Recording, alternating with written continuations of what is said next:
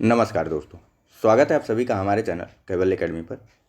देखिए, हमारा ये यूपी पीसीएस 2021 के लिए प्रीलिम्स परीक्षा का टेस्ट सीरीज चल रहा है। अभी हम बात कर रहे हैं टेस्ट नंबर 1 की। और टेस्ट नंबर 1 में ऑलरेडी हमने 40 प्रश्न कर लिया था। ये 40वां प्रश्न आप लोगों को करने के लिए दिया गया था। बात कर लेते हैं इसके पहले कि हम शुरुआत करें।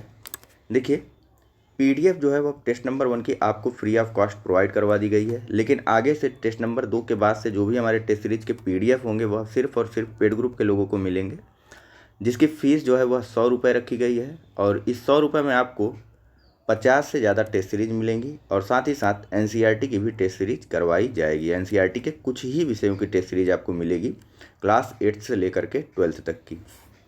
तो चलिए देख लीजिए, एक चीज़ और जान लीजिए। देखिए, जो पूरी टेस्ट सीरीज के लिए फ़ीस आपसे लिया जा रहा है, जो पेड ग्रुप के लिए फ़ीस लिया जा रहा है, वह 100 ही रुपये है मात्र। ठीक है। और इसको कैसे पेड करना है, इसके लिए आपको नीचे दिए हुए, नीचे डिस्क्रिप्शन बॉक्स में आप जब देखेंगे तो आपको वहाँ पर हमारा नंबर मिल जाएगा। वहाँ पर आप हमसे कांटेक्ट कर सकते हैं। और साथ ही साथ जो कॉस्ट पड़ेगी वह 2 रुपये से कम की कॉस्ट होगी आपकी पर टेस्ट के लिए। तो चलिए बात कर लेते हैं। ये सारी बातें हो गई। देखिए, डिस्कशन आपका फ्री था और फ्री ही रहेगा हमेशा। ठीक है। तो चलिए फिलहाल यहाँ पर बात करते हैं। पूछा जा रहा था यहाँ पर कि निम्नलिखित में से कौन सी गुफा नागार्जुनी पहाड़ी पर स्थित है। ए कर्ण चौपड़, बी सुदामा की गुफा, सी गोपी गुफा या फिर डी विश्व झोपड़ी गुफा। चलिए, सही आंसर है इसका ऑप्शन नंबर सी, गोपी गुफा जो है वह नागार्जुनी पहाड़ी पर स्थित है। देखिए, नागार्जुनी पहाड़ी पर गोपी गुफा के अलावा अन्य 2 गुफाएं हैं। एक है वेदा थिका और दूसरी गुफा का नाम है बापियाका। बापियाका, वेदाथिका और गोपी गुफा, यह तीनों गुफाएं नागार्जुनी पहाड़ी पर स्थित हैं और इनका निर्माण जो है अशोक के पौत्र दशरथ ने करवाया था और इन गुफाओं को उसके द्वारा दिया गया था आजीवक संप्रदाय के लोगों को या अनुयायियों को। दूसरी चीज़ बात करते हैं अन्य तीनों गुफाओं यानी कर्ण चौपड़, सुदामा की गुफा, विश्व झोपड़ी गुफा और एक अन्य गुफा इसमें जोड़ लीजिए, लोमस ऋषि गुफा। ठीक है। तो ये 4 गुफाएं हो गई, कर्ण चौपड़, सुदामा की गुफा, विश्व झोपड़ी गुफा और लोमस ऋषि गुफा। इनका निर्माण जो है अशोक के द्वारा करवाया गया था और ये गुफाएं भी अशोक ने आजीवक संप्रदाय के लोगों को दान में दी थी। किसको? आजीवक संप्रदाय के लोगों को दान में दी थी। और यह चारों गुफा जो हैं वे बराबर की पहाड़ियों पर स्थित हैं। चलिए बात करते हैं अगले प्रश्न की। यहाँ पूछा जा रहा है कि निम्न कथनों पर विचार कीजिए। पहला, विंध्याचल पर्वत को पार करने वाला प्रथम तुर्क विजेता अलाउद्दीन खिलजी था। दूसरा, अलाउद्दीन खिलजी मद्यपान निषिद्ध करने वाला या निषेध करने वाला दिल्ली का प्रथम सुल्तान था। आपको बताना है कि उपरोक्त में से कौन सा कथन असत्य है। ऑप्शन है ए केवल 1, बी केवल 2, सी 1 और 2 दोनों या फिर डी न तो 1 न ही 2। चलिए देखिए, यहाँ पर ऑप्शन नंबर डी सही है, यानी कि जो 2 के दोनों कथन है वह सत्य हैं, जबकि पूछा क्या गया था कौन सा कथन असत्य है। देखिए, अलाउद्दीन खिलजी द्वारा मद्यपान के अलावा जुआ खेलना और साथ ही साथ भांग पर भी प्रतिबंध लगाया गया था, यानी कि शराब, भांग और जुए पर प्रतिबंध लगाया गया था अलाउद्दीन खिलजी के द्वारा। और यह ऐसा करने वाला दिल्ली का पहला सुल्तान था। विंध्याचल पर्वत को पार करने का इसका एक कारण था मंगोल आक्रमण को रोकना। ठीक है। मंगोल वंश का संस्थापक कौन था? तो मंगोल वंश का जो संस्थापक था वह था चंगेज खां और इसके द्वारा मंगोल वंश की नींव रखी गई थी वर्ष 1206 में। ठीक है। चलिए नेक्स्ट देख लेते हैं। देखिए, ये इन सब के बारे में जब हम वहाँ पर बात करेंगे, प्रीलिम प्रैक्टिस सीरीज में जो हम बात कर रहे हैं अपनी, वहाँ पर देखेंगे तो और अच्छे से आपको समझ में आएगा। दूसरी चीज़ एक बात और आपको बता दूं कि अभी मैं थोड़ा सा ना ट्रैवल कर रहा हूँ, मतलब काफ़ी जगह जाना हो पड़ रहा है, इसीलिए जो लेक्चर्स हैं आपके थोड़े से डिस्टर्ब चल रहे हैं। 3 से 4 दिन का और इशू होगा। इसके बाद जो है आपको लगातार सारे लेक्चर्स मिलने लगेंगे जैसे मिल रहे थे। तो चलिए फिलहाल यहाँ पर बात कर लेते हैं नेक्स्ट क्वेश्चन की। यहाँ पर पूछा जा रहा है कि निम्न कथनों पर विचार कीजिए। पहला, कुतुबुद्दीन ऐबक को पीर बख्श तथा लाख बख्श की उपाधि से विभूषित किया गया है। दूसरा, ऐबक ने कुतुब मीनार का निर्माण चिराग ए देहलवी की स्मृति में शुरू किया, जिसे पूर्ण न कर सका। आपको बताना है कि उपरोक्त में से कौन सा कथन असत्य है। ऑप्शन है ए केवल 1, बी केवल 2, सी न तो 1 न ही 2 और डी 1 और 2 दोनों। चलिए, सही आंसर है इसका ऑप्शन नंबर बी। केवल और केवल दूसरा कथन सही है। कुतुबुद्दीन ऐबक को जो है उसकी दानशीलता और उदारता के कारण पीर बख्श और लाख बख्श की उपाधि दी गई थी लोगों के द्वारा। ठीक है, लोग उसको कुतुबुद्दीन ऐबक को पीर बख्श या फिर लाख बख्श कहते थे उसकी उदारता के कारण। बाकी थोड़ी सी बात करते हैं कुतुबुद्दीन ऐबक के बारे में। देखिए, कुतुबुद्दीन ऐबक का शासनकाल 1206 से लेकर के 1210 तक का है और इसने जो है कभी भी सुल्तान की पदवी धारण नहीं की थी। सुल्तान की पदवी इसने कभी भी धारण नहीं की थी और ना ही अपने नाम का खुतबा यह पढ़वाता था। ठीक है, यह चीज़ें क्लियर हो गई। और इसने साथ ही साथ इसके अलावा अपने नाम के सिक्के भी नहीं जारी किए थे। किसने? कुतुबुद्दीन ऐबक ने अपने नाम के सिक्के भी जारी नहीं किए थे। कुछ चीज़ें जान लीजिए, यहीं से प्रश्न गलत होते हैं। ठीक है, कुतुबुद्दीन ऐबक ने कभी भी सुल्तान की उपाधि न धारण की थी और न ही इसने अपने नाम का खुतबा पढ़वाया। इसके साथ साथ इसने कभी भी सिक्के भी जारी नहीं किए थे। ठीक है, यह अपना शासन जो है वह मलिक या सिपह सालार, ठीक है लिख देता हूँ मैं, मलिक या सिपह सालार के नाम से कुतुबुद्दीन ऐबक जो है अपना शासन करता था। यानी इसने मलिक और सिपह सालार की उपाधि को धारण किया था। इसके द्वारा वर्ष 1199 में यानी कि 1199 में कुतुब मीनार का निर्माण कार्य शुरू करवाया गया था सूफी संत ख्वाजा कुतुबुद्दीन बख्तियार काकी के याद में। एक सेकंड, ख्वाजा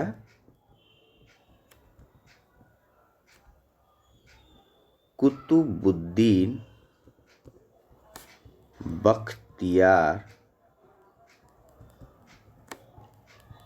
काकी की याद में। ठीक है, खुद ख्वाजा कुतुबुद्दीन बख्तियार काकी की स्मृति में 1199 में कुतुबुद्दीन ऐबक ने कुतुब मीनार का निर्माण कार्य शुरू करवाया। हालांकि उसके पहले ही जब तक यह निर्माण कार्य उसका पूरा हो जाता है या कुतुब मीनार पूरा हो जाता है, यह क्या कहते हैं, चौगन खेलते हुए, ठीक है, यह गया था कहाँ पर? लाहौर गया। और वहाँ पर इसके द्वारा 1210 में जब यह चौगन खेल रहा था, चौगन जो कि एक पोलो जैसा गेम है, यानी कि घोड़े पर सवार होकर के बॉल को मारा जाता था, तो चौगन को खेलते हुए इसकी मृत्यु हो गई थी दुर्घटना के कारण वर्ष 1210 में ही। इस वजह से यह कुतुब मीनार का निर्माण कार्य पूर्ण नहीं करवा सका, जिसे बाद में इल्तुतमिश के द्वारा पूरा करवाया गया था। अगर ऐबक के अन्य निर्माणों के बारे में बात करें तो ऐबक के द्वारा 2 अन्य निर्माण महत्वपूर्ण रूप से करवाए गए थे, जिनमें एक मस्जिद थी कुव्वत उल इस्लाम जो कि दिल्ली के मेहरौली में है, और दूसरा निर्माण था ऐबक के द्वारा जो करवाया गया था वह था 2.5 दिन का झोपड़ा, 2.5 दिन का झोपड़ा जो कि अजमेर में स्थित है। दोनों ही मस्जिद हैं। 2.5 दिन का झोपड़ा कुव्वत उल इस्लाम, और इन दोनों का निर्माण कुतुबुद्दीन ऐबक के द्वारा करवाया गया था। चलिए नेक्स्ट प्रश्न देख लेते हैं। यहाँ पूछा जा रहा है कि निम्न कथनों पर विचार करें। पहला, सिकंदर लोदी ने गज ए सिकंदरी मापन शुरू की जिसमें 39 खाने होते थे। दूसरा, सिकंदर लोदी ने अपनी नई राजधानी आगरा की स्थापना की। आपको बताना है कि उपरोक्त में से कौन सा कथन सही है। ऑप्शन है ए, कौन सा कथन असत्य है। ऑप्शन है ए केवल 1, बी केवल 2, सी न तो 1 न ही 2, और डी 1 और 2 दोनों। चलिए, सही आंसर है इसका ऑप्शन नंबर सी। 2 के दोनों ही कथन जो है वह सही हैं, यानी कि कोई भी कथन जो है यहाँ पर असत्य नहीं दिया हुआ। ठीक है, चलिए जान लेते हैं सबसे पहले सिकंदर लोदी के बारे में। तो सिकंदर लोदी, जिसका वास्तविक नाम था निजाम खां, यह जो है सिकंदर शाह के नाम से जो है शासन इसने शुरुआत की। ठीक है, सिकंदर शाह के नाम से इसने शासन की शुरुआत की, या इसको सिकंदर लोदी कहा गया। ठीक है, बहलोल लोदी का पुत्र था यह सिकंदर लोदी। इसका शासनकाल था 1489 से लेकर के 1517 तक का, और यह हिंदुओं के प्रति अपनी असहिष्णु नीति के कारण प्रसिद्ध था। वास्तव में हुआ क्या था कि जब सिकंदर लोदी सुल्तान बना तो इसकी जो माँ थी वह हिंदू थी, तो इसके जो अन्य शासक या इसके जो अन्य सहायक थे, जो शासन में सहायक करने वाले मंत्री प्रधानमंत्री जो लोग थे, उनको लगा कि यह हिंदुओं के प्रति जो है सहिष्णु नीति का पालन करेगा। और साथ ही साथ माइक तो मैंने लगाया ही नहीं है।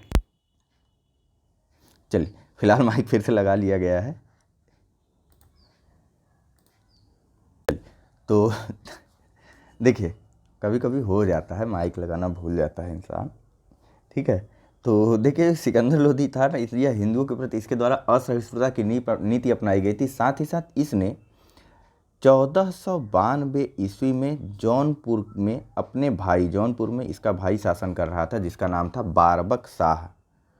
बारबक शाह। तो 1492 में सिकंदर लोदी ने बारबक शाह को अपदस्थ करते हुए जौनपुर की सल्तनत को दिल्ली सल्तनत में शामिल कर लिया। और साथ ही साथ इसने जो है यानी कि सिकंदर लोदी ने आगरा की स्थापना की और अपनी राजधानी को आगरा स्थानांतरित कर लिया। ऐसा माना जाता है 1504 या 1506, आपको कहीं के लिखा हुआ मिल जाएगा। तो इसने जो है अपनी राजधानी वहाँ पर स्थानांतरित कर ली थी। कहाँ पर? आगरा पर। इसके द्वारा किए गए कुछ सुधारों की बात करें तो इसने जो है भूमि माप के लिए एक नया पैमाना शुरू किया जिसको गज ए सिकंदरी कहा गया।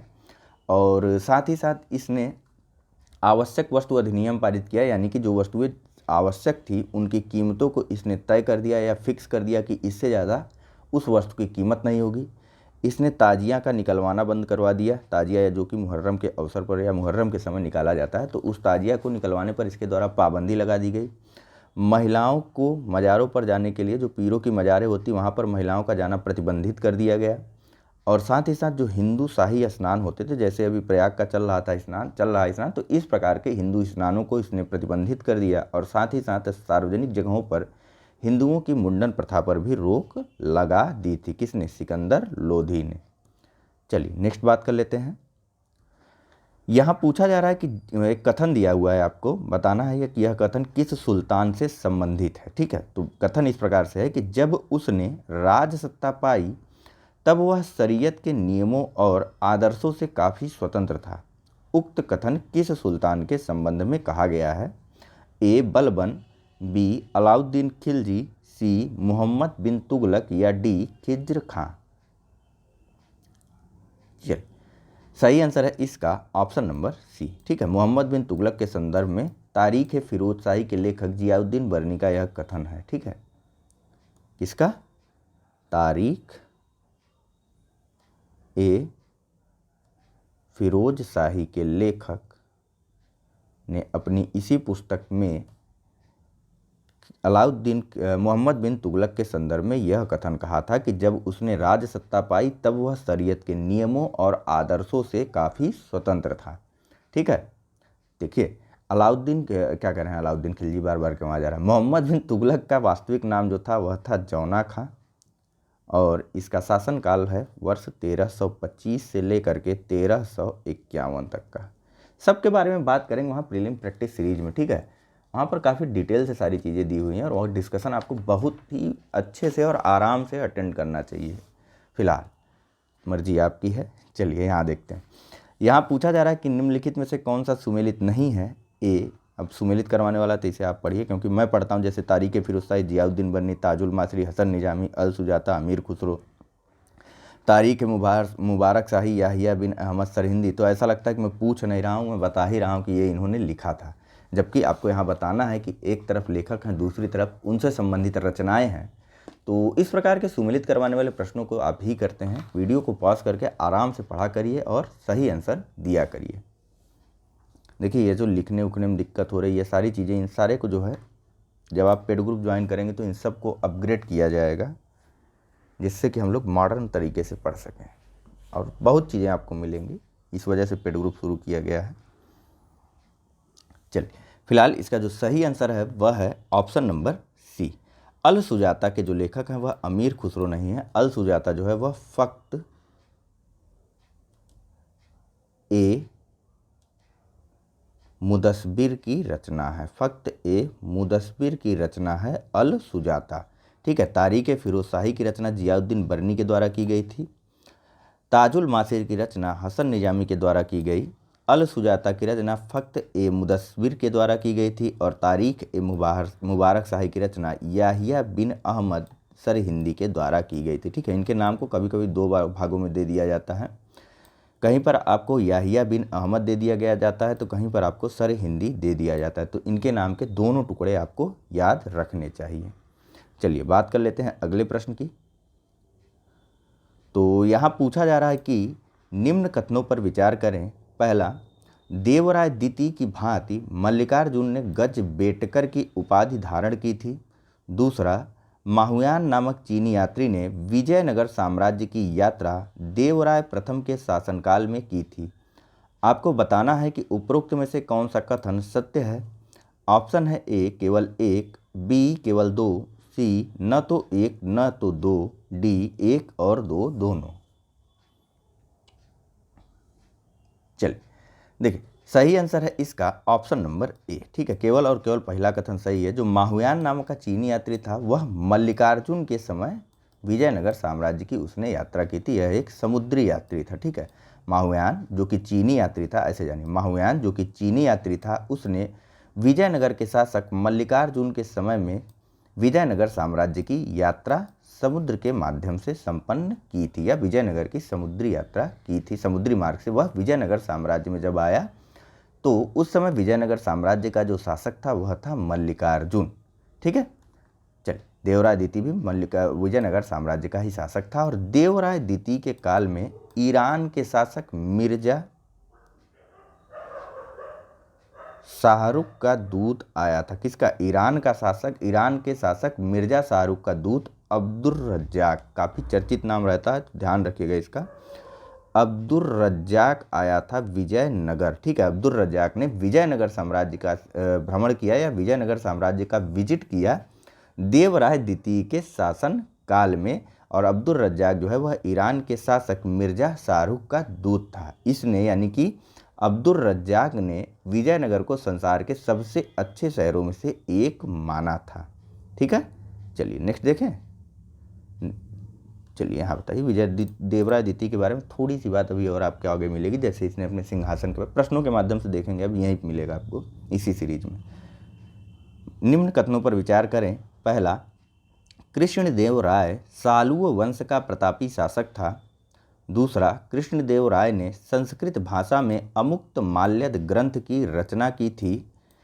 आपको बताना है कि उपरोक्त में से कौन सा कथन असत्य है। ऑप्शन है ए केवल एक, बी केवल दो, सी न तो एक न तो दो, और डी एक और दो दोनों।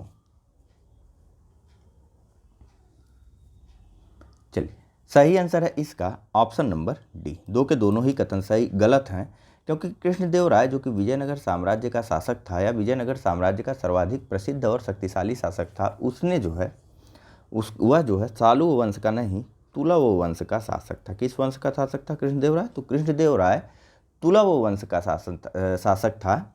और साथ ही साथ इसने अमुक्त माल्यद नामक ग्रंथ की रचना जो की थी वह तेलुगु भाषा में की थी। इसके द्वारा अन्य संस्कृत भाषा में कुछ रचनाएं की गई थी, जिनका नाम है जाम्बवती कल्याणम, जाम्बवती कल्याणम।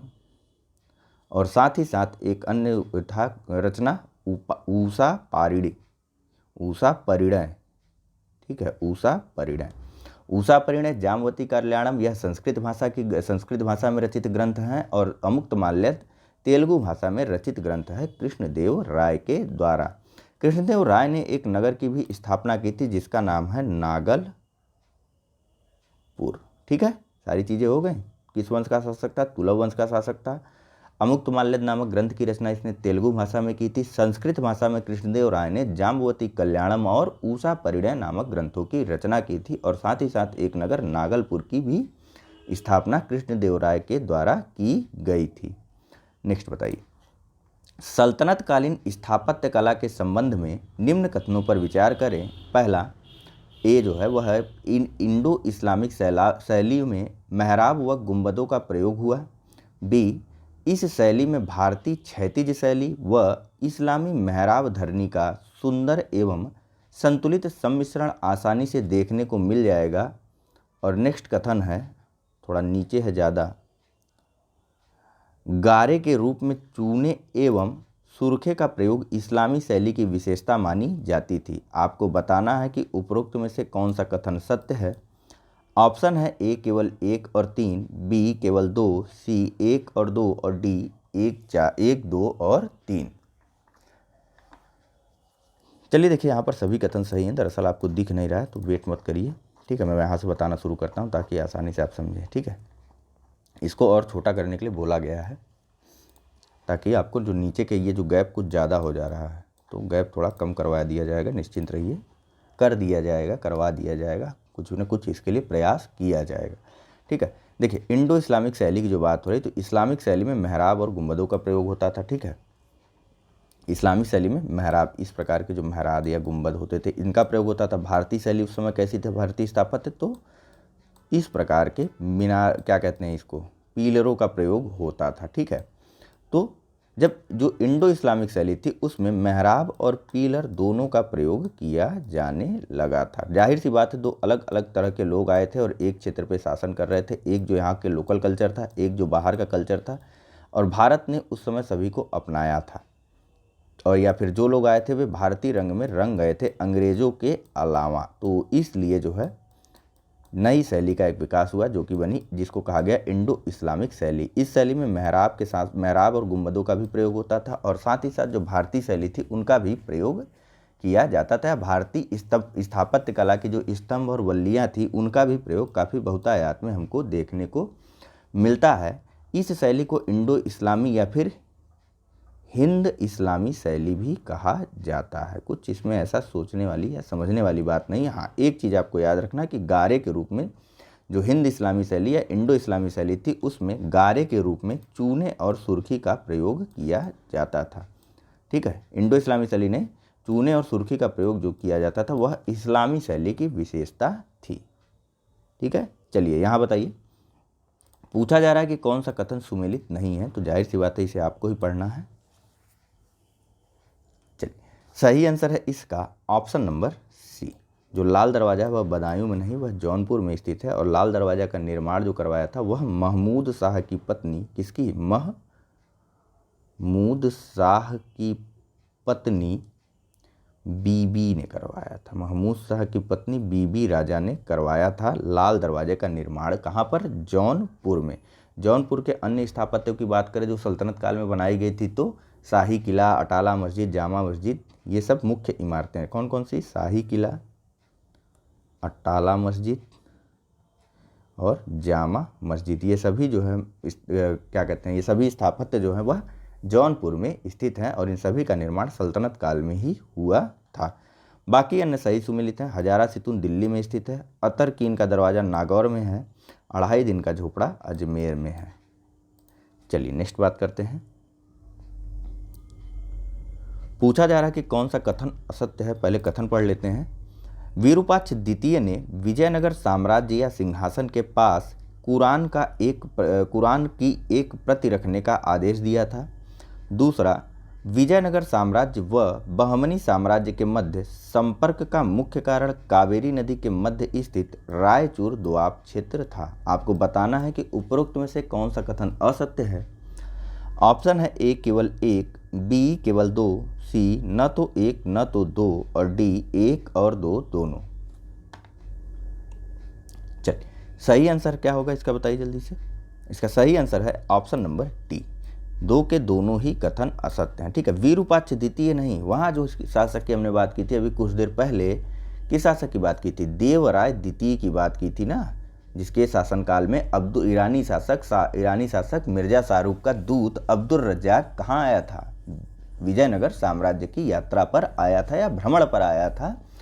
तो इसी देवराय द्वितीय ने अपने शासन में अपने सिंहासन के बगल में कुरान की एक प्रति रखने का आदेश भी दिया था। कारण क्या था कि इसने अपनी सेना में 2000 मुस्लिम धनुर्धरों को भर्ती किया था या तीरंदाजों को भर्ती किया था अपनी सेना में, जो कि तुर्की से लाए गए थे, ठीक है। तो इनके प्रति भी सहिष्णुता या नरम दिल अख्तियार करने के लिए इस देवराय द्वितीय ने क्या किया कि कुरान की एक प्रति को अपने सिंहासन के पास रखने का आदेश दे दिया था।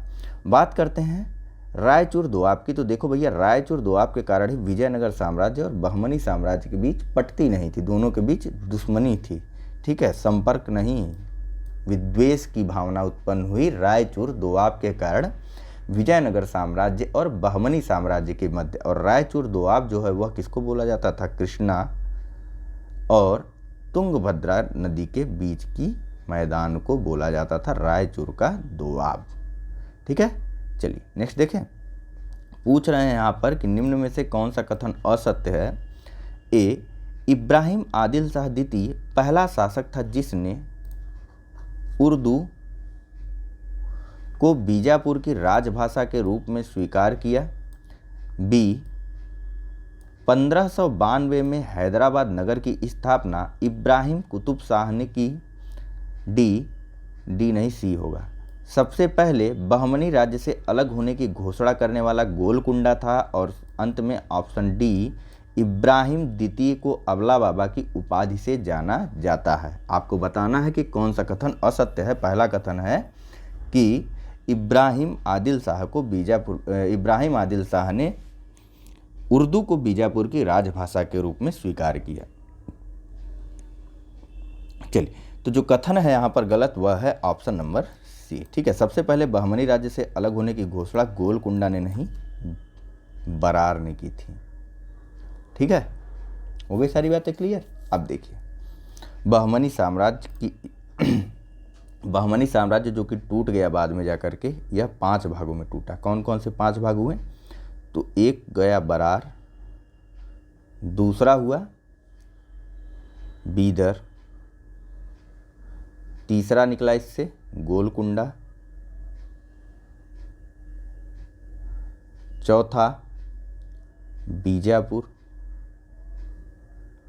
और 5वां अहमदनगर। 5 भागों में टूट गया बहमनी साम्राज्य, अहमदनगर। सबसे पहले बरार जो है वह उसने अपने आप को बहमनी साम्राज्य से स्वतंत्र होने की घोषणा की थी।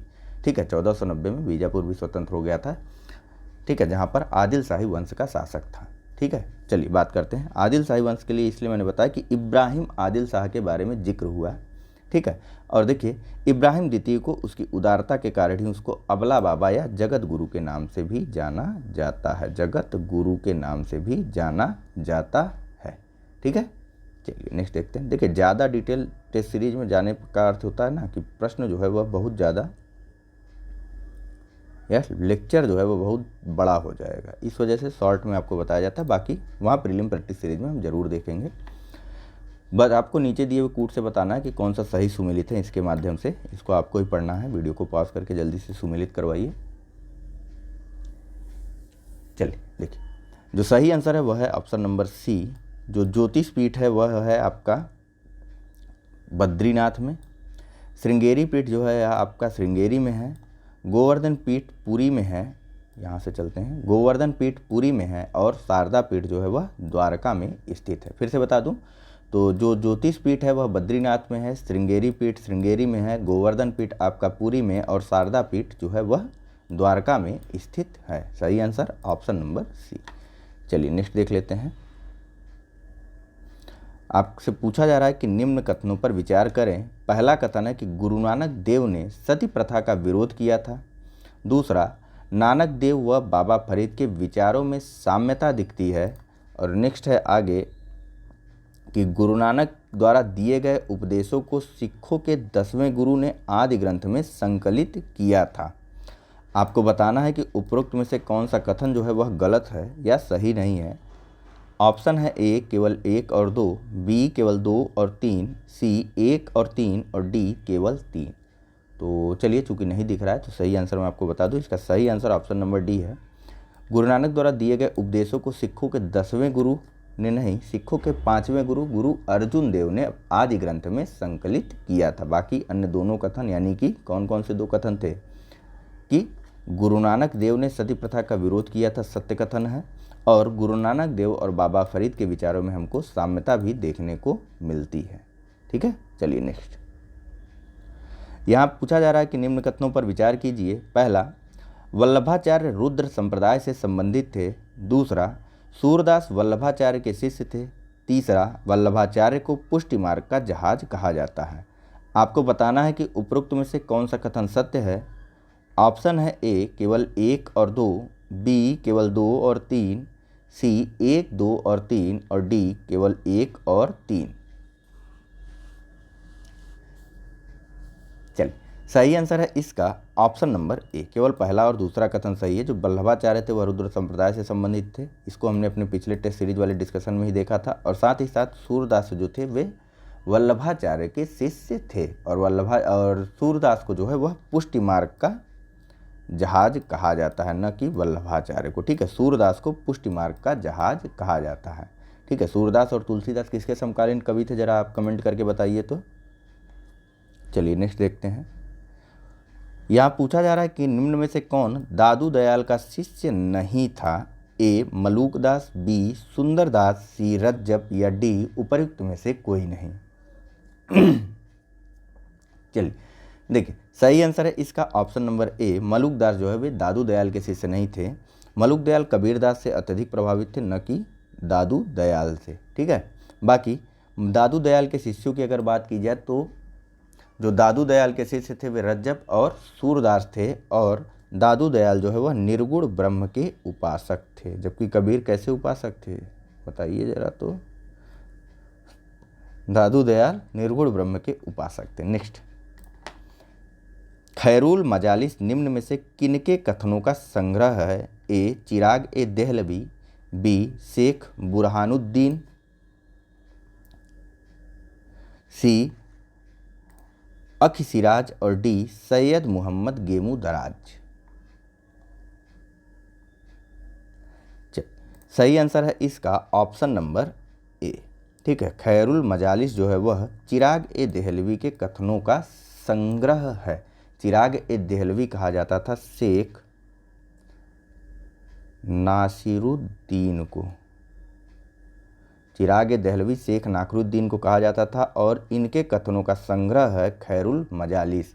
ठीक है, शेख नासिरुद्दीन या चिराग ए देहलवी की एक अन्य रचना है जिसका नाम है तौहीद ए वजूदी। तौहीद ए वजूदी भी शेख नासिरुद्दीन या चिराग ए देहलवी की एक अन्य रचना है। चलिए नेक्स्ट बताइए।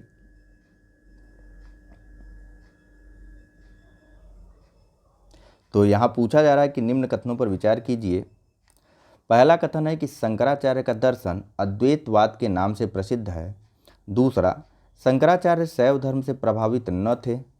तीसरा, बौद्ध धर्म के महायान शाखा से प्रभावित होने के कारण उन्हें प्रच्छन्न बौद्ध कहा गया।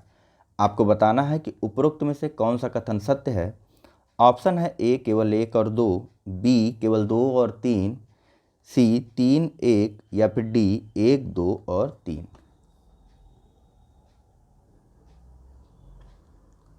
चलिए, जो सही आंसर है इसका ऑप्शन नंबर सी है। ठीक है, शंकराचार्य शैव धर्म से प्रभावित थे मुख्य रूप से। ठीक है, बाकी यह कुछ थोड़ा बहुत बौद्ध धर्म की महायान शाखा से भी प्रभावित थे, इस कारण इनको प्रच्छन्न बौद्ध भी कहा गया। हाँ, एक चीज़ और जानते रहिए कि बुद्ध को भी प्रच्छन्न बौद्ध कहा जाता है कहीं कहीं पर। ठीक है, लेकिन मुख्यतः जो आंसर ऑप्शन याद आपको रखना है वह शंकराचार्य के बारे में याद रखना है कि शंकराचार्य को प्रच्छन्न बौद्ध कहा जाता था। शंकराचार्य का जो दर्शन था वह अद्वैतवाद के नाम से प्रसिद्ध हुआ था। चलिए नेक्स्ट देख लेते हैं। यहाँ पूछा जा रहा है कि निम्न में से कौन सा कथन सत्य नहीं है। ए नामदेव तुकाराम ज्ञानेश्वर वारकरी संप्रदाय से संबंधित थे। बी वारकरी संप्रदाय के अनुयायी विठोबा की पूजा भगवान के रूप में करते थे। सी ज्ञानेश्वर तुकाराम व नामदेव में तुकाराम इस्लाम से अत्यधिक प्रभावित थे। और डी संत एकनाथ ने कीर्तन को लोकप्रिय बनाया।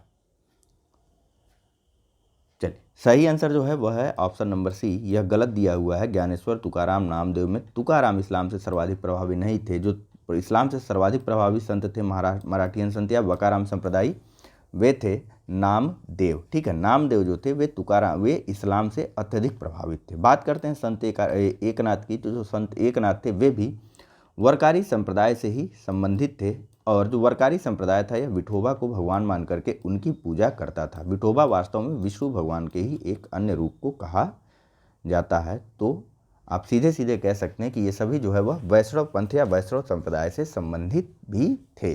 ठीक है, चलिए कौन कौन? ज्ञानेश्वर तुकाराम और नामदेव के साथ साथ संत एकनाथ, जिन्होंने कीर्तन को लोकप्रिय भी बनाया था।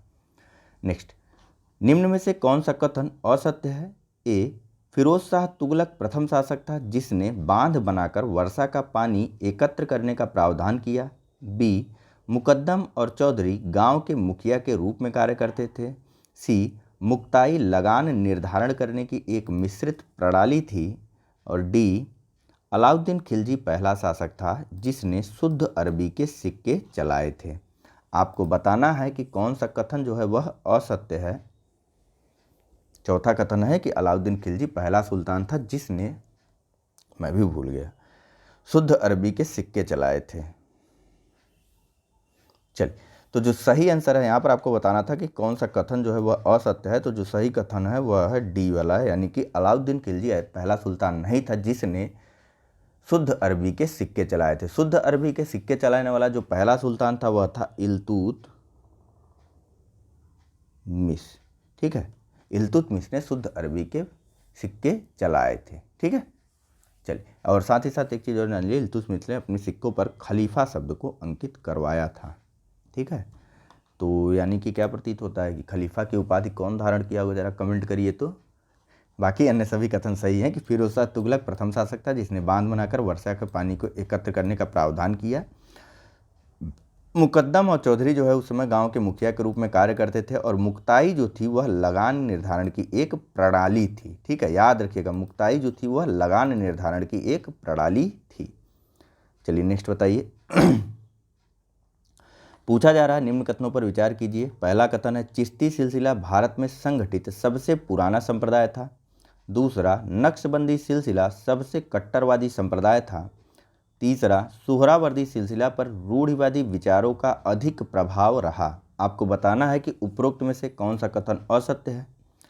ऑप्शन है ए केवल 1 और 2, बी केवल 2 और 3, सी 1, 2 और 3 और डी सभी के उपयुक्त में से कोई नहीं। चलिए, सही आंसर है इसका ऑप्शन नंबर डी, उपयुक्त में से कोई भी नहीं, यानी कि सभी के सभी कथन सही हैं। जो चिश्ती सिलसिला है भारत में संगठित सबसे पुराना संप्रदाय था। नक्शबंदी सिलसिला सबसे कट्टरवादी था। और सुहरावर्दी सिलसिला रूढ़वादी विचारों पर अधिक क्या कहते हैं, सुहरावर्दी सिलसिला पर रूढ़वादी विचारों का सर्वाधिक प्रभाव पड़ा। जरा कमेंट में इन तीनों सिलसिलों के संस्थापकों का नाम आपको बताना है तो बता दीजिए जरा। देखें आप लोग भी कितना तैयारी में लगे हुए हैं। नेक्स्ट, बाबर द्वारा लड़े गए निम्न युद्धों पर विचार कीजिए। पहला, खानवा का युद्ध। दूसरा, घाघरा का युद्ध। तीसरा, चंदेरी का युद्ध। सन आप पढ़ लीजिए ताकि वहाँ आपको कुछ सुमेलित करवाने वाला है। आपको बताना है कि कौन सा सही सुमेलित नहीं है। ऑप्शन है ए केवल 1, बी केवल 2 और 3, सी 1 और 3 या फिर डी 1, 2 और 3। चलिए, तो जो सही आंसर है वह है ऑप्शन नंबर बी। ठीक है, दूसरा और तीसरा सही सुमेलित नहीं है। घाघरा का जो युद्ध हुआ, के लिए थोड़ी सी बात कर लेते हैं। देखिए, बाबर द्वारा मुगल वंश की नींव रखी गई थी भारत में। बाबर ने अपनी पहली लड़ाई लड़ी थी 1526 में, जो कि था पानीपत का पहला युद्ध। पानीपत का प्रथम युद्ध। और यह पानीपत का प्रथम युद्ध इब्राहिम लोधी, जो कि उस समय दिल्ली का सुल्तान था, उसके और बाबर के मध्य लड़ा गया था, जिसमें इब्राहिम लोधी पराजित हो गया था। इसी के साथ हिंदुस्तान में मुगल साम्राज्य की स्थापना की शुरुआत हो गई थी। इसके बाद अगले वर्ष महाराणा सांगा और बाबर के मध्य 1527 में खानवा का युद्ध होता है। चंदेरी का युद्ध जो है वह मेदिनी राय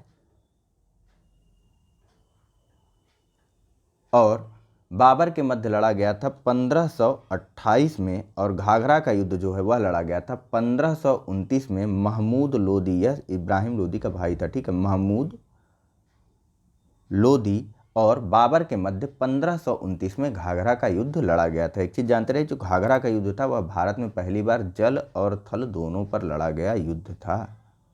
ठीक है, चलिए नेक्स्ट। हुमायूं के संबंध में निम्न कथनों में से कौन सा कथन सत्य नहीं है। ए, इसने अपने भाइयों के साथ साम्राज्य का विभाजन किया। बी, इसने दोहरिया के युद्ध में विजय प्राप्त की। सी, चौसा के युद्ध में यह पराजित हुआ था। डी, इसके उदारता के कारण इसे कलंदर कहा गया। आपको बताना है हुमायूं के संदर्भ में कौन सा कथन सत्य नहीं है। ऑप्शन नंबर ए है कि इसने अपने भाइयों के मध्य अपने साम्राज्य का विभाजन किया। बताइए कौन सा कथन गलत है। सही आंसर इसका ऑप्शन नंबर टी। अपनी उदारता के कारण कलंदर कहा गया था बाबर को। कलंदर की उपाधि किसकी थी? तो बाबर की थी। बात करते हैं हुमायूं की, उसके साम्राज्य के विभाजन को लेकर के। तो हुमायूं जो था उसने अपना साम्राज्य अपने अलावा अपने 3 भाइयों के मध्य विभाजित किया, जिसके 3 भाई थे कामरान, ठीक है, अस्करी और तीसरा भाई था हिंदाल। कामरान को इसने 2 क्षेत्र दिए, काबुल और कांधार।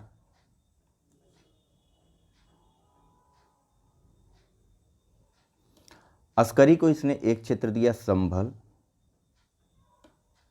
और हिंदाल को मेवात का शासक बना दिया। हालांकि हुमायूं के साम्राज्य की कमजोरी का कारण भी यही माना जाता है कि इसने अपने साम्राज्य का विभाजन कर दिया था। कामरान को काबुल और कांधार, अस्करी को संभल और हिंदाल को मेवात दे दिया। ठीक है, चलिए तो बस चौसा का युद्ध किसके किसके मध्य हुआ था जरा कमेंट बॉक्स में बताइए। दोहरिया का युद्ध मैं आपको बता देता हूँ। दोहरिया का युद्ध 1532 में महमूद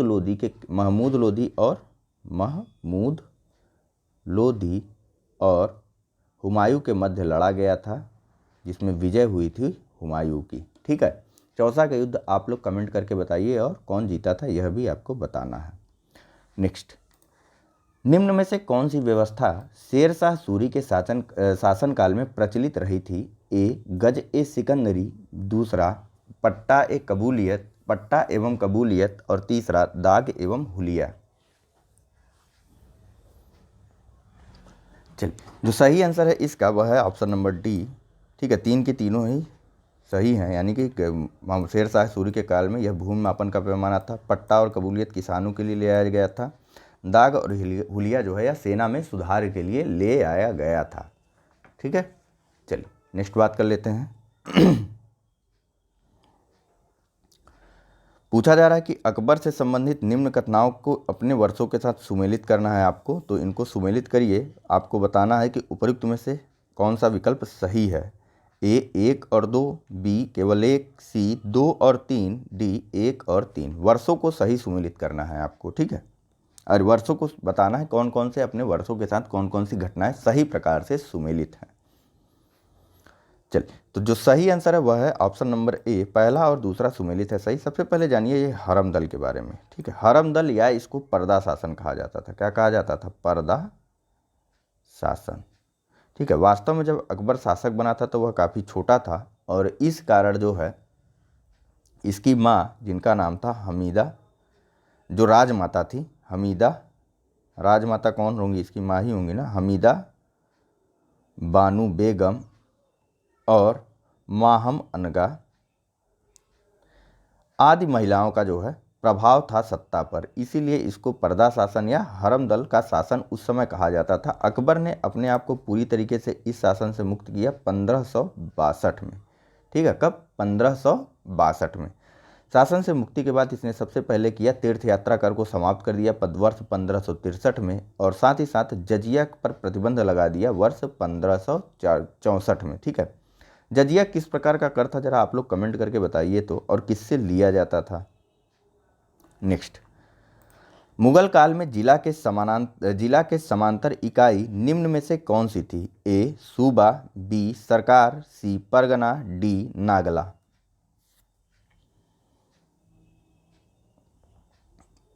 चलिए, तो जो सही आंसर है वह है ऑप्शन नंबर बी। मुगल काल में जो जिला के समानांतर इकाई थी वह थी सरकार। ठीक है, देखिए मुगल जो साम्राज्य था, मान लीजिए पूरा का पूरा मुगल साम्राज्य है, तो इसका विभाजन जो है विभिन्न प्रांतों में कर दिया गया। ठीक है, जिनको कहा गया सूबा। सूबे को बाद में विभिन्न सरकारों में विभक्त कर दिया गया, यानी कि प्रांतों को सरकारों में विभक्त कर दिया गया और इनको कहा गया जिला या सरकार कहा गया, जो कि वर्तमान में जिले के समान है। बाद में इन सरकारों को अन्य छोटी छोटी इकाइयों में विभाजित किया गया। ठीक है, इनको भी अन्य छोटी छोटी इकाइयों में विभाजित किया गया और इनको कहा गया परगना, जिसे आप वर्तमान ब्लॉक से ले सकते हैं।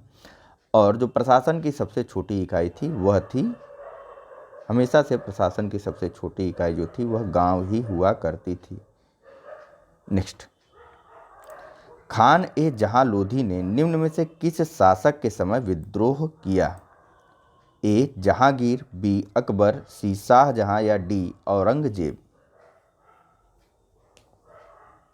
चलिए, तो जो सही आंसर है वह है ऑप्शन नंबर सी, यानी कि शाहजहां के शासनकाल में खान ए जहां लोधी ने विद्रोह किया था। ठीक है, वास्तव में यह जहांगीर के समय एक काफ़ी रेपुटेटेड या यूं कहें कि सम्मान प्राप्त मनसबदार था, जिसने आगे चल करके शाहजहां के शासनकाल में विद्रोह कर दिया और स्वतंत्र होने का प्रयास किया जहांगीर की मृत्यु के बाद। इसका वास्तविक नाम जो था वह था पीर खान। किसका? खान ए जहां लोधी का वास्तविक नाम था पीर खान, जो कि जहांगीर के शासनकाल में एक रेपुटेटेड या यूं कहें कि सम्मान प्राप्त मनसबदार हुआ करता था, और जहांगीर की मृत्यु के बाद इसने स्वतंत्र होने के लिए शाहजहां के शासनकाल में विद्रोह कर दिया था। ठीक है, नेक्स्ट, तो निम्न में से कौन सा कार्य मुगल शासक औरंगजेब के समय नहीं हुआ था? और यार थोड़ा लाइव को कर दिया करो, आप लोग समझा करो। निम्न में से कौन सा कार्य मुगल शासक औरंगजेब के समय हुआ था, होना चाहिए यहाँ नहीं हुआ था, नहीं। निम्न में से कौन सा कार्य मुगल शासक औरंगजेब के समय हुआ था? पहला, झरोखा दर्शन प्रतिबंधित करना। दूसरा, दास प्रथा को प्रतिबंधित करना। तीसरा, जजिया कर पर रोक लगाना। आपको बताना है कि उपयुक्त में से कौन सा विकल्प सही है। ऑप्शन है पहला और दूसरा, ऑप्शन बी 2 और 3, ऑप्शन सी 1 और 3, ऑप्शन डी 1, 2 और 3। चलिए, तो जो सही आंसर है वह है ऑप्शन नंबर ए। मुगल शासक औरंगजेब के समय झरोखा प्रदर्शन को प्रतिबंधित कर दिया गया था। नवरोज़ त्यौहार, जो कि पारसियों का एक त्यौहार है, इसको भी प्रतिबंधित कर दिया गया था। कलमा खुदवाना भी प्रतिबंधित कर दिया गया था। दास प्रथा को प्रतिबंधित कर दिया गया था, और साथ ही साथ सती प्रथा को भी प्रतिबंधित कर दिया गया था औरंगजेब के शासनकाल में। महत्वपूर्ण रूप से आपको याद रखना है, नवरोज, सती प्रथा, झरोखा प्रदर्शन, इन सबको प्रतिबंधित कर दिया गया था औरंगजेब के शासनकाल में। हालांकि इसने अकबर द्वारा समाप्त किए गए जजिया कर को पुनः चालू किया और सख्ती से लागू करने का प्रयास किया। ठीक है, चलिए नेक्स्ट बात करते हैं। पूछा जा रहा है कि निम्न में से कौन सा कथन सत्य नहीं है। ऑप्शन है ए, हुमायूं का मकबरा चारबाग पद्धति पर आधारित है। बी, शेख सलीम चिश्ती का मकबरा फतेहपुर सीकरी में है। ऑप्शन सी, मुगल का स्थापत्य में पित्रादुरा शैली का प्रथम प्रयोग ताजमहल में हुआ था। और डी, तख्ते ताउस का निर्माण शाहजहां ने करवाया था। यह सिंहासन था तख्ते ताउस, ठीक है, जिसे बाद में नादिर शाह उठा ले गया।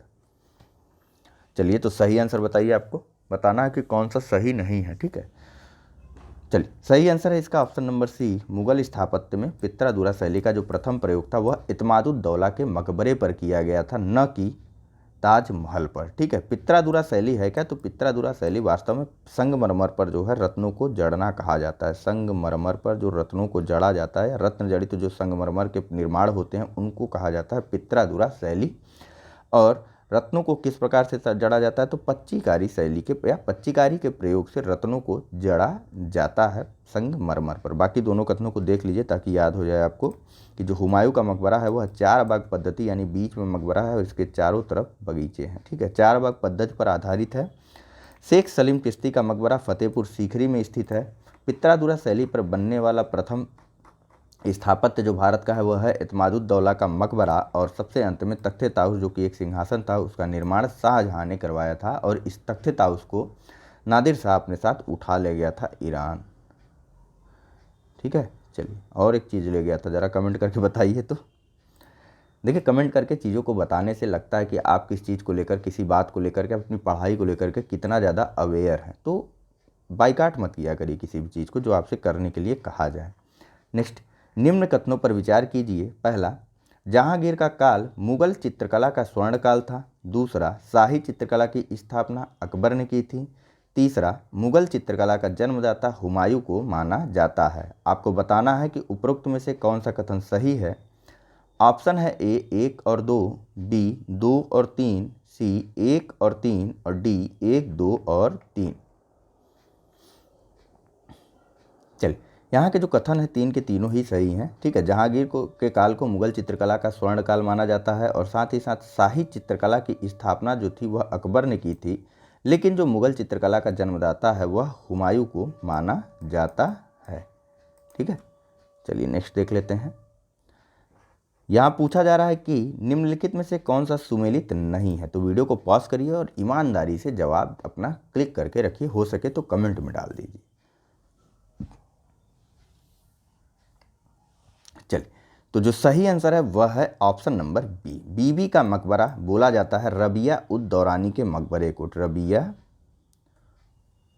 उद दौरानी के मकबरे को बीबी का मकबरा बोला जाता है और इसी मकबरे को बोला जाता है दक्षिण का ताजमहल। दक्षिण का ताजमहल। वास्तव में औरंगजेब की पत्नी थी यह रबिया उद दौरानी। इन्हीं के लिए या इन्हीं की स्मृति में औरंगजेब के द्वारा बीबी के मकबरे का निर्माण करवाया गया था और यह ताजमहल की नकल करने का प्रयास किया गया था औरंगजेब के द्वारा, जो कि एक बेढब ढंग से ताजमहल बन पाया। ठीक है, बहुत ही, आप देखिए गूगल करके, तब आप समझेंगे कि यह ताजमहल की नकल है कि नहीं है। ठीक है, तो इसका निर्माण औरंगजेब ने करवाया था बीबी के मकबरे का, जो कि रबिया उद दौरानी का मकबरा है और इसको दक्षिण का ताजमहल कहा जाता है। बाकी आगरे की मस्जिद का निर्माण बाबर के द्वारा करवाया गया था। मोती मस्जिद आगरा जो है, आगरा में जो स्थित है, उसका निर्माण शाहजहां ने करवाया था और लाहौर किले का निर्माण अकबर के द्वारा करवाया गया था। नेक्स्ट बताइए, निम्नलिखित में से कौन सा मुगल काल में गैर मुस्लिमों से लिया जाने वाला भूमि कर था। ए जजिया, बी जकात, सी खुम्स या डी खराज। चलिए, तो जो सही आंसर है वह है ऑप्शन नंबर डी। ठीक है, जजिया के बारे में आप लोगों से पूछा गया था, तो मैं इसके बारे में नहीं बताने वाला हूँ बिल्कुल भी। बात करते हैं अन्य सभी करों के बारे में। तो देखिए, खराज तो बता दिया गया कि यह मुगल काल में गैर मुसलमानों से लिया जाने वाला एक प्रकार का भूमि कर था। बात करते हैं खुम्स की, तो खुम्स जो है वह युद्ध में जीते गए माल के हिस्से को बोला जाता था खुम्स। युद्ध में जीते गए रकम या माल के हिस्से को बोला जाता था खुम्स। और सबसे अंत में बी जकात बोला जाता था मुस्लिमों से उनकी संपत्ति पर लिया जाने वाला इनकम टैक्स। संपत्ति या आय पर जो कर लिया जाता था, किससे? मुसलमानों से, उसको बोला जाता था जकात। ठीक है, चलिए नेक्स्ट देख लेते हैं। पूछा जा रहा है कि निम्नलिखित में से कौन सा कथन सत्य नहीं है। ऑप्शन है ए, मुगल काल में फारसी को राजभाषा का दर्जा प्राप्त था। बी, आईने अकबरी की रचना अबुल फजल ने की थी। सी, मुंतखब उल लुआब के लेखक फरिश्ता हैं। और डी, रज्मनामा महाभारत का फारसी अनुवाद है। चलिए, तो जो सही आंसर है वह है ऑप्शन नंबर सी, मुंतखब उल लुबाब के लेखक फरिश्ता नहीं है। मुंतखब उल लुबाब के जो लेखक हैं वह है खफी खां। इसी में इन्होंने बहादुर शाह प्रथम को बोला था साहेब बेखबर, खफी खां। ठीक है, बहादुर शाह प्रथम को पहली बार साहेब बेखबर का दर्जा दिया गया था इसी पुस्तक मुंतखब उल लुबाब में खफी खां जी के द्वारा। ठीक है, बाकी मुगल काल में जो फारसी थी उसको राजभाषा का दर्जा प्राप्त था। आईने अकबरी की रचना अबुल फजल ने की थी।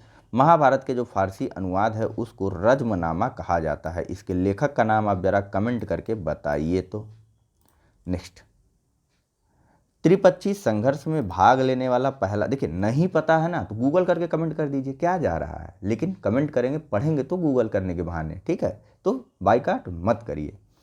त्रिपक्षी संघर्ष में भाग लेने वाला पहला शासक था। ए धर्मपाल, बी पहला पाल शासक था। ए धर्मपाल, बी गोपाल, सी महिपाल प्रथम या डी देवपाल। चलिए, तो जो सही आंसर है वह है इसका ऑप्शन नंबर ए, त्रिपक्षी संघर्ष। देखिए, हर्ष के बाद कन्नौज पर अधिकार करने को लेकर के शुरू हुआ। किसके किसके बीच? तो यह संघर्ष हो रहा था गुर्जर प्रतिहारों और राष्ट्रकूटों के मध्य। गुर्जर प्रतिहार और राष्ट्रकूट के मध्य। इसमें कूदता है कौन? कूदता है पाल वंश और धर्मपाल। ठीक है, इस प्रकार यह त्रिपक्षी संघर्ष हो गया। गुर्जर प्रतिहार एक ही है। ठीक है, गुर्जर प्रतिहार वंश, राष्ट्रकूट वंश और पाल वंश के मध्य 9वीं सदी के आसपास जो है वह त्रिपक्षी संघर्ष की शुरुआत हुई कन्नौज की सत्ता हथियाने के लिए या फिर उत्तरापथ पर अधिकार करने के लिए। अंत में धर्मपाल ने अपने आप को एक उपाधि से भी नामित किया, या धर्मपाल ने उत्तरापथ स्वामी का या उत्तरापथ स्वामिन का उपाधि भी धारण किया था। ठीक है, लिख दूं क्या मैं? देखिए, उत्तरापथ स्वामिन की उपाधि भी धर्मपाल ने धारण की थी। ठीक है, चलिए और धर्मपाल के द्वारा जो है बिहार के भागलपुरा जिले डिस्ट्रिक्ट में विक्रमशिला विश्वविद्यालय की भी स्थापना की गई थी, जहाँ पर बौद्ध धर्म की शिक्षा दी जाती थी। नेक्स्ट, निम्न कथनों पर विचार कीजिए। पहला, परमाणु की प्रारंभिक राजधानी उज्जैनी थी। दूसरा, भोज परमार की विद्वता के कारण उसे कविराज कहा जाता था या कहा जाता है। आपको बताना है कि उपरोक्त में से कौन सा कथन सही है। ऑप्शन है ए केवल एक, बी केवल दो, सी दोनों या डी दोनों में से कोई नहीं। चलिए, तो जो सही आंसर है वह है ऑप्शन नंबर सी, दो के दोनों ही कथन सही हैं। देखिए, परमार की जो प्रारंभिक राजधानी थी, परमार वंश का पहले संस्थापक कौन था बताइए तो?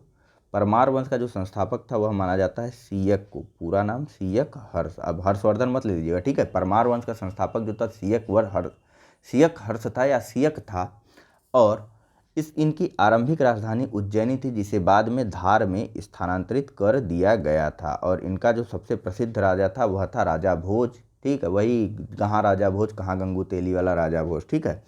तो राजा भोज परमार वंश का सर्वाधिक महान शासक था और इसको इसकी विद्वता के कारण कविराज भी कहा जाता था। चलिए नेक्स्ट बात कर लेते हैं। पूछा जा रहा है कि निम्नलिखित में से कौन सा कथन सत्य नहीं है। ए, दिल्ली शहर का संस्थापक इल्तुतमिश को माना जाता है। बी, पृथ्वीराज तृतीय की उपाधि राय पिथौरा थी। सी, राज तरंगड़ी की रचना कल्हड़ ने की थी। या डी, लीलावती के लेखक भास्कराचार्य थे। चलिए एक मुश्किल आसान कर देता हूँ, चौथा कथन सही है। लीलावती के जो लेखक थे वे भास्कराचार्य थे। आपको यहाँ बताना है बाकी इन तीनों में से कि कौन सा कथन सत्य नहीं है। चलिए, तो जो सत्य कथन नहीं है वह है ऑप्शन नंबर ए, दिल्ली शहर का संस्थापक इल्तुतमिश को नहीं, दिल्ली शहर का संस्थापक माना जाता है तोमर वंशीय अलंगपाल को। तोमर वंशीय अनंगपाल को। हालांकि दिल्ली प्राचीन महाभारत काल में इंद्रप्रस्थ के नाम से जानी जाती थी, लेकिन जो दिल्ली शहर बाद में दिल्ली शहर की स्थापना या इसकी नींव रखने के लिए ऐसा माना जाता है कि तोमर वंशी शासक ने अनंगपाल ने इसकी स्थापना की थी, नए दिल्ली शहर की, जो दिल्ली शहर है, ठीक है। और इल्तुतमिश को दिल्ली में सल्तनत काल का या सल्तनत वंश का संस्थापक माना जाता है, ठीक है। इल्तुतमिश को दिल्ली में सल्तनत वंश का संस्थापक माना जाता है। बाकी तीनों कथन सही हैं। पृथ्वीराज तृतीय की उपाधि थी राय पिथौरा और राज तरंगड़ी की रचना कल्हड़ ने की थी। राज तरंगड़ी में कहाँ का इतिहास दिया हुआ है बताइए। और लीलावती के लेखक थे भास्कराचार्य। थोड़ा थोड़ा बताते चला करिए आप लोग भी। नेक्स्ट, निम्न कथनों पर विचार कीजिए। पहला, शिवाजी का जन्म शिवनेर में हुआ था। दूसरा, इनका राज्याभिषेक रायगढ़ में हुआ था। तीसरा, शिवाजी और मिर्जा राजा जय सिंह के बीच पुरंदर की संधि हुई थी। आपको बताना है कि उपरोक्त में से कौन सा कथन सही है। ऑप्शन है ए, 1 और 2, बी, 2 और 3, सी, 1 और 3 या फिर डी, 1, 2 और 3। चलिए, सभी के सभी कथन सही हैं। शिवाजी का जन्म जो है वह पूना के शिवनेर में हुआ था और रायगढ़ में इनका राज्याभिषेक हुआ था। और वर्ष 1665, याद रखिएगा, ठीक है, 1665 में इनके और मुगलों की तरफ से मिर्जा राजा जय सिंह के मध्य पुरंदर की संधि हुई थी, ठीक है। नेक्स्ट, बाजीराव प्रथम ने भोपाल का युद्ध लड़ा था। मुगलों के विरुद्ध, निजाम के विरुद्ध, राजपूतों के विरुद्ध या अंग्रेजों के विरुद्ध? बताना है आपको कमेंट करके, जल्दी से बताइए। अरे कमेंट करके नहीं, मैं अभी बता रहा हूँ, कमेंट करने का फ्लो बन गया है कि नहीं। चल, तो जो सही आंसर है वह है ऑप्शन नंबर बी, बाजीराव प्रथम और निजामों के मध्य भोपाल का युद्ध लड़ा गया, जिसमें बाजीराव प्रथम विजयी हुआ और संपूर्ण मालवा क्षेत्र मराठों को प्राप्त हो गया, ठीक है। भोपाल में बाजीराव प्रथम और निजाम के मध्य हुए युद्ध का परिणाम थी दुराई संधि, ठीक है। इसी संधि के कारण मालवा का संपूर्ण क्षेत्र या प्रदेश मराठों को प्राप्त हो गया था। भोपाल का युद्ध कब लड़ा गया था ये आपको कमेंट करके बताना है। यहाँ बताइए कि कौन सा सुमेलित, देखिए थोड़ा सा सोचिए, थोड़ा सा गूगल करिए, नहीं आएगा तो नहीं आ रहा है बोल दीजिए कमेंट में, आपको आंसर भी वहीं पे आपके रिप्लाई पे आंसर दे दिया जाएगा, ठीक है। मराठा प्रशासन के संदर्भ में निम्न में से कौन सा सुमेलित नहीं है, तो इसको आपको बताना है। वीडियो को पॉज करके बताइए कौन सा सुमेलित नहीं है। चलिए, तो जो सही आंसर है वह है ऑप्शन नंबर बी, अमात्य जो था वह मुगल कालीन एक पद था, ठीक है। और इसका जो कार्य था वह था लेखा परीक्षक का, ठीक है। मुगल कालीन पद था अमात्य और अमात्य का कार्य था लेखा परीक्षक का, और जिसमें लेखा परीक्षक के अंतर्गत क्या आता है बताइए, आय और व्यय का, राज्य की आय और व्यय का लेखा जोखा करना। ठीक है। और जो मराठा प्रशासन में राजकीय पत्र के व्यवहार के अधिकारी या राजकीय पत्र का दायित्व जिसका होता था उसको बोला जाता था सुरूनवीस।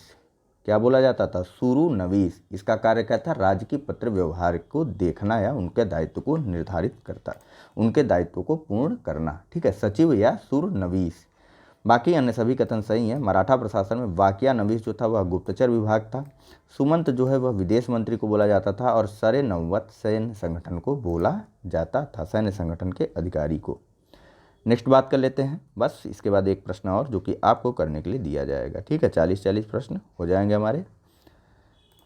निम्न परवर्ती मुगल शासकों पर विचार कीजिए। पहला फर्रुखसियर, दूसरा मुगल शाह रंगीला, तीसरा जहांदार शाह और चौथा शाह आलम द्वितीय। आपको इनका कालक्रम उचित क्रम में लगाना है कि पहले से बाद के क्रम में लगाइए कि पहले कौन शासक था, बाद में कौन शासक बना। ऑप्शन आपके सामने है, जल्दी से आंसर टिक करके बता दीजिए। चलिए, तो जो सही आंसर है वह है ऑप्शन नंबर बी। मैं सबका सन बारी बारी से लिखते हुए चलता हूँ, फिर आपको कंफर्म करता हूँ। ठीक है, जहांदार शाह का शासनकाल था, बताइए कब से कब तक? 1712 से 1713 तक, 1 साल के लिए। ठीक, उसके बाद फर्रुखसियर का नंबर आता है, यहाँ देखिए ना बी वाला सही है ना। उसके बाद फर्रुखसियर का नंबर आता है, फर्रुखसियर का शासनकाल है 1712 से लेकर के 1713 ना, 1713 से लेकर के 1719 तक का।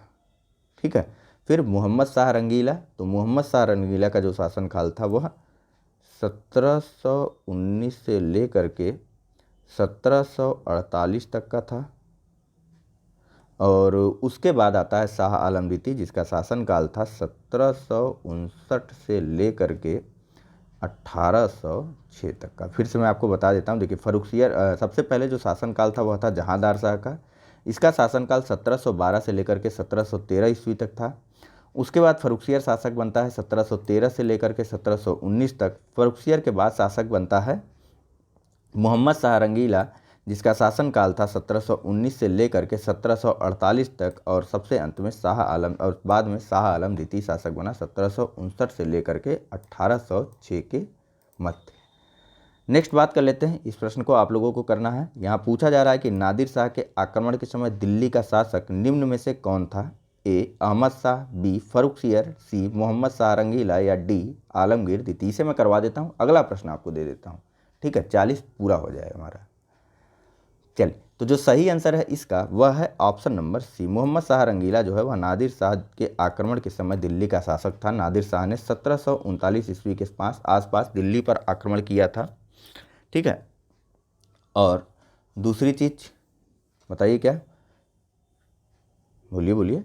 हाँ, नादिर शाह जो है उसने अपने दिल्ली अभियान के तहत क्या क्या किया? तख्ते ताउस को ले गया और साथ ही साथ कोहिनूर हीरा भी उठा ले गया। हमारा कोहिनूर हीरा और तख्ते ताउस उठा ले गया। ठीक है, नादिर शाह को ईरान का नेपोलियन भी कहा जाता है, ईरान का नेपोलियन भी कहा जाता है नादिर शाह को। अगला प्रश्न जो कि आप लोगों को करना है, पूछा जा रहा है कि भारत में पुर्तगाली शक्ति के संदर्भ में कौन सा कथन सत्य है? ए अल्फांसो डी अल्बुकर्क भारत में प्रथम पुर्तगाली वायसराय था।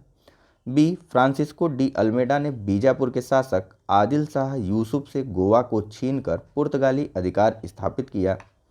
सी पुर्तगालियों के साथ भारत में गोथिक स्थापत्य कला का आगमन हुआ। और सबसे अंत में ऑप्शन डी कि पुर्तगालियों ने सूरत में अपने पहले दुर्ग की स्थापना की। तो यहाँ पर आपको बताना है कि कौन सा कथन जो है वह असत्य, कौन सा कथन जो है वह सत्य है। ठीक है, तो फिलहाल इस लेक्चर में इतना ही है। लेक्चर के अंत तक बने रहने के लिए आप सभी का बहुत बहुत धन्यवाद। और अब जो है वह 2-3 दिन बाद ही आपको लेक्चर मिल पाएगा। फिलहाल तैयारी करते रहिए और लगातार बने रहिए। तब तक आप लोग चाहे तो PDF आप लोगों को मिलती रहेगी जो लोग पेड ग्रुप के मेंबर हैं।